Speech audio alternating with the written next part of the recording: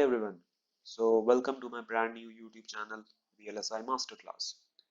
In this channel, I will be covering and targeting all the topics in VLSI which are essential and a must for every VLSI student as well as an engineer who is already working in the industry and wants to revise the topics quickly. So to begin with, I'm starting a playlist for Verilog Hardware Description Language or HDL. But before going into the topic of Verilog, we should have a general idea about an integrated circuit or an IC, right? So an integrated circuit or an IC is basically a chip made up of a semiconductor material except carbon on which transistors are fabricated. So transistors will be fabricated on a semiconductor chip. So in VLSI, we are basically using a CMOS structure which we fabricate on the semiconductor chip, and I have shown the schematic for the same. So if we incorporate hundreds of millions to even billions of transistors on a single semiconductor chip, then we term it as VLSI, that is very large scale integration. So I should give an example, right? So consider NVIDIA RTX 30 graphics card. It has 28 billion transistors, and that is such a huge number, right? Now coming to the key categories of ICs. So we have the ASIC, that is the application specific IC. We have the SoC, that is a system on chip, and we have the FPGA, that is a field programmable gate array. All these are basically the key categories of integrated circuit or an IC, and in this video I will be talking and covering what is an ASIC and the ASIC design flow. So let's start with that. Key points that will be covered in this video are the introduction to ASIC and the ASIC design flow. So what is an ASIC? So ASIC stands for application specific integrated circuit. So from the name itself, we can see that the chip is designed to do one specific task, one specific application perfectly. It is optimized for that particular application, unlike general purpose controllers or microprocessors which are available. Now, where do we use these ASIC chips, right? The first question that will come to the mind is, where do we use these ASIC chips? So ASICs are used in those areas where specific requirements need to be met with high performance, that the chip must offer a very high performance. That is, high performance is a key factor. So let's see two examples. So the first example is basically the IC, or I should say ASIC chip from analog devices, which is being used in medical devices like electrocardiogram, and we have a ASIC chip from Texas Instruments, which is used in motor control applications, right? Now let's come to the advantages of the ASIC and the disadvantages of ASIC, right? So ASICs are highly efficient in terms of performance and power consumption, right? So question is, how are they so efficient and optimized and offer such a low power consumption? So it is because they are designed right from the scratch. We are going to basically design them right from the scratch. So in VLSI, we are having two methods to design any IC, right?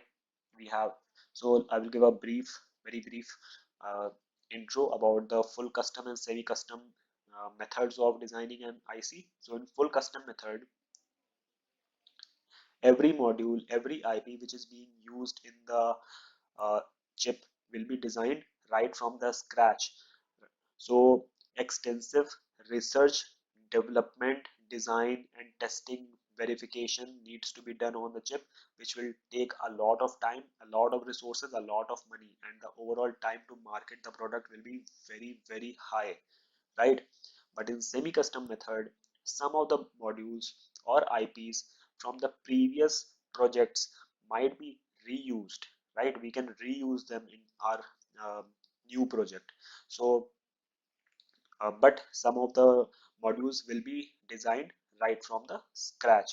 So they will also offer uh, they will also take large time to market the product, right? So when we are basically designing anything right from the beginning, the overall performance which the chip will offer will be very high, and they will be highly optimized, so they will offer very low power consumption. Now let us talk about disadvantages. So ASICs cannot be reprogrammed, right? They cannot be reprogrammed to perform some other functionality because they are made for one specific purpose only. Plus the high cost of production, as I talked about, basically it requires extensive research, development, and design, testing. So they require a very huge amount. So a very huge amount is required, high cost of production, as everything is done right from the scratch for developing an ASIC. Now we know what an ASIC is, right? So let us jump into how this ASIC chip is designed, and the ASIC design flow, which is basically the main topic of this video. So the whole ASIC design flow is basically, we can see this is a ASIC design flow. So the whole flow is actually divided into two parts. There is a front end design, and there is basically the back end. So front end design process starts with the specification, that is design. It starts with the design specification. So let's see the each step, what happens in each step in details. So in design specification, the actual specifications of the chip that describe the functionality and overall architecture are given to the designer of the semiconductor firm by the customer, right? The design specs majorly include the number of inputs of the chip, the number of outputs of the chip, the power consumed by the chip, the overall chip size, the speed or the performance, the cost, logic, die area, etc. Right? In short, a whole documentation will be prepared about the chip, and it is basically called a manual, right? Next, coming to the step of architecturing. So what happens in architecturing is that it is basically a planning step in which the team will decide how to actually approach and get the final product, right? Final ASIC chip.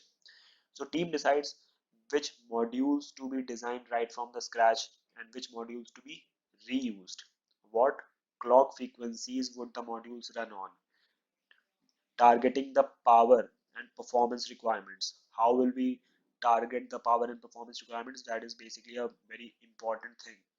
How the data will flow inside the chip, the master processor, the slave processor, ADC, DAC, the public and private peripherals used are also defined at this step, at the architecturing step, right? So next, coming to the step of RTL coding. So using a hardware description language, the respective team is going to write the RTL code or description of the design that will describe the behavior of the chip. So for RTL, RTL HDLs are used for the purpose, like Verilog and VHDLs. There are other HDLs also, like system Verilog, but for RTL we used Verilog and VHDL. So RTL HDLs are used to capture the functionality of the hardware at the gate level. So basically they are in the RTL coding. Through the RTL coding we are going to actually capture, or yeah, I should say capture the functionality of the hardware at the gate level. Next, coming to the step of verification. So after the RTL code is released, after development, after the team has released its RTL code, so the verif team needs to check the RTL for any bugs, right? If the logic functionality is correct or not. So RTL is checked if its functionality is correct and design specifications are being met or not. So verification team develops a test bench and a test bench environment and test cases to test the functionality of RTL. If the tests fail, then the design failed and the design team is alerted for the same. Verification can be done either via simulation or emulation, but this is another topic for discussion. Next, coming to the process of synthesis. Now in synthesis, basically the backend process starts from synthesis. So after the RTL is found to be functionally correct, then the gate level netlist is synthesized using three elements. We are going to take three elements and we have a tool. We are going to give those three elements into the tool as input. So the three elements are RTL, the constraints which are basically being incorporated into that chip, that is speed, area and power, and the standard cell library. What is a standard cell library? It is basically the uh, gates, the logic gates which we will be using for developing the netlist. So in synthesis, all the three are given as input to a synthesizer. So synthesizer, let's take an example of the synthesizer tool which is from Synopsys Leonardo Spectrum, and the output will be a precise gate level netlist with no additional blocks. So this is basically the process of synthesis in which we produce a gate level netlist. Next, coming to the process of design for testability, step of design for testability. So design for testability is a step in which the respective team integrates certain hardware into the chip to make it easier to test the chip after manufacturing. So DFT involves incorporating specific features into the IC design that enable comprehensive testing. These features can include built-in self-test, that is BIST, scan chains, and additional test points for pads on the chip. So in short, DFT is about what? Designing ICs in a way that makes them easier, faster, and more cost effective to test after manufacturing. So next comes the step of timing analysis. So timing analysis can be typically done at various stages throughout the ASIC flow, right?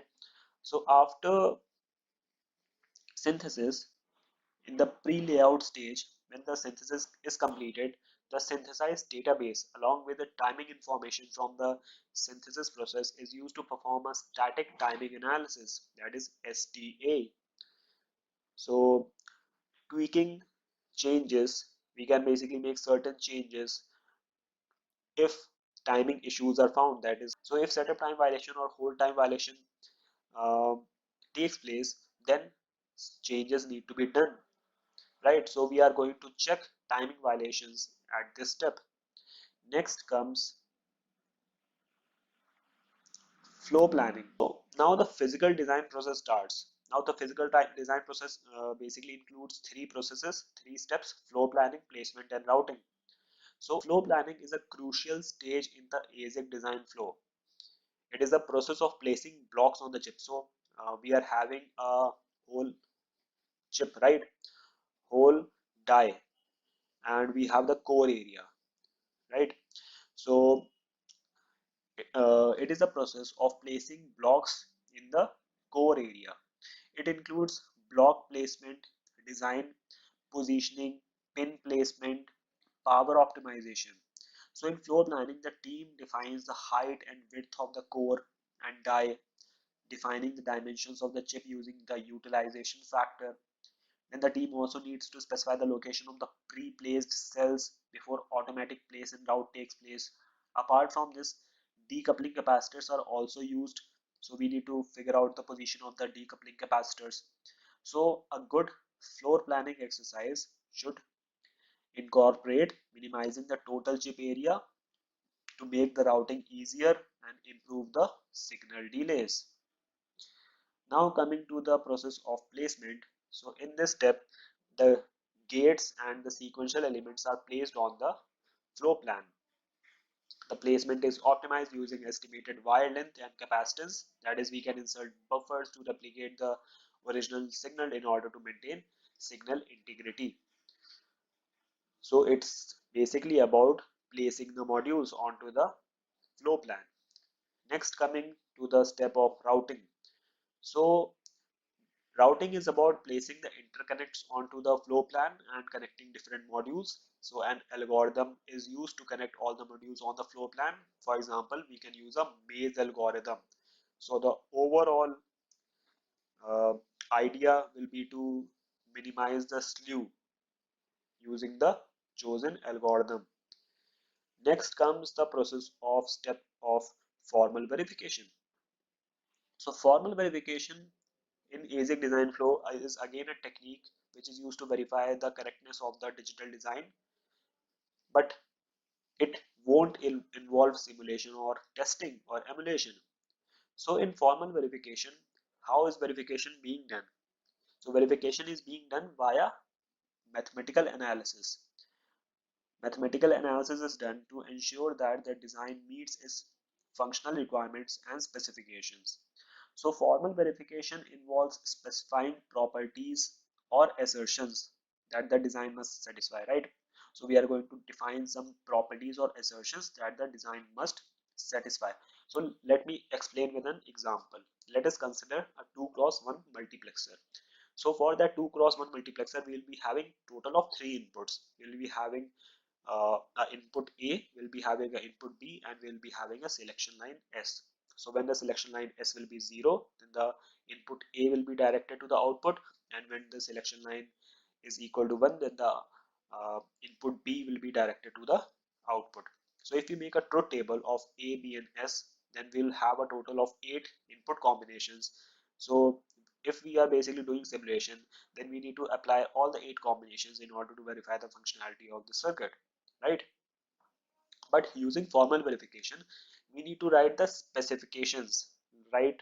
Like we can basically make two properties of the circuit, right? Like if uh, the selection is not high, if it is 0, then the output will be A, and we can if the selection is high, then we basically the output will be B, that is assert property. So assert property, if selection line is equal to 0, then assert A, otherwise it's basically F is equal to B.